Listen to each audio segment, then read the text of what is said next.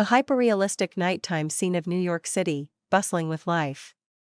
The streets are wet from a recent rain, creating a mirror-like effect reflecting the golden glow of streetlights and the vibrant neon signs of nearby stores. A classic 1950s-style American diner sits on the corner of Fifth Avenue, its red and blue neon sign flickering slightly. Yellow taxis speed past, their headlights illuminating the damp pavement. Inside the diner, through the large glass windows, a well-dressed man in a long dark overcoat and red tie, Donald Trump, sits alone at a booth, sipping a cup of coffee. His expression is thoughtful as he gazes out at the city, his hands resting on the table. The warm, cozy atmosphere of the diner contrasts sharply with the cold, misty night outside. Inside the diner, a frail elderly man with thinning white hair and tired, sunken eyes moves slowly behind the counter. His face is lined with deep wrinkles, and his hands tremble slightly as he picks up empty plates from a recently vacated table. His uniform, a faded white apron over a simple shirt, has stains from long shifts. His tired expression suggests years of hardship, but his posture remains disciplined, a remnant of his military past. In the background, a classic jukebox glows faintly, playing soft oldies music. The red leather booths are mostly occupied, with customers chatting and eating, oblivious to the struggle of the old man who once served his country but now serves tables. The neon light from outside casts a bluish hue inside, creating a contrast between the warmth of the diner and the cold of the outside world. Donald Trump, still seated in his booth, stirs his coffee absent-mindedly, but his sharp eyes focus on the elderly man struggling to balance a tray of dishes. Something about him, his posture, the quiet determination in his movements, seems familiar. Trump watches as the man wipes the counter with a worn-out cloth, his fingers shaking slightly from exhaustion. Around them, the diner remains lively, with waitresses moving swiftly, carrying trays of food.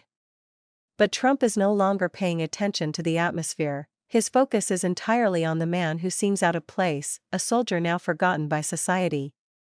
His expression shifts from curiosity to concern as he sets his coffee cup down, preparing to approach.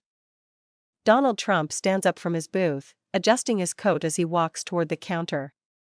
His polished leather shoes click softly against the checkered floor. The elderly man doesn't notice him at first, too focused on stacking cups behind the counter. "Excuse me, sir," Trump's deep voice cuts through the background noise. The old man looks up, his pale blue eyes widening slightly in recognition. "Ma'am?" he asks, confused, before realizing who's standing before him.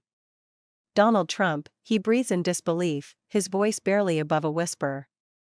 "What's your name?" Trump asks, his tone unusually gentle. The man hesitates before responding, "Henry. Henry Caldwell." The interaction catches the attention of a few nearby diners, who glance curiously in their direction, sensing something unusual about the moment. Trump leans in slightly, lowering his voice. "You served, didn't you?" Henry nods slowly, his expression darkening as painful memories flicker behind his weary eyes. 12 years in the Marines," he mutters, looking down. "But after I got back, things fell apart." His voice cracks slightly, and he clears his throat. Trump listens intently, his usually firm expression softening. He places a reassuring hand on Henry's shoulder. "No one who served this country should be left like this," he says firmly. Henry looks away, embarrassed, but Trump doesn't let go. Instead, he reaches into his coat pocket, pulling out his phone. "Stay right here," he says, determination in his voice. "We're going to fix this." As Trump dials, the glow of the phone screen illuminates his face, his brows furrowing as he issues urgent instructions to someone on the other end. Outside the diner, a sleek black SUV with tinted windows slows to a stop. The wet pavement reflects the glow of its headlights. A woman in a sharp business suit, Trump's assistant, Margaret, steps out, holding a folder and speaking into a Bluetooth headset. At the same time, a middle-aged woman with a warm smile, a representative from a veteran support organization, walks toward the entrance of the diner. Inside, Trump is still speaking with Henry, reassuring him that help is on the way. Henry, skeptical but touched by the kindness, watches as Trump waves toward the door. The two women enter, their expressions filled with purpose. The scene is one of quiet urgency. Help has arrived, and for the first time in years, Henry feels like someone truly sees him. Sitting in a cozy office with walls decorated with military medals and framed photos of veterans, Henry is no longer wearing his stained uniform. Instead, he is dressed in clean, neatly pressed clothes. He holds a check in his trembling hands, the amount large enough to help him get back on his feet. Across from him, Trump sits in a leather chair, watching him with a serious but satisfied expression.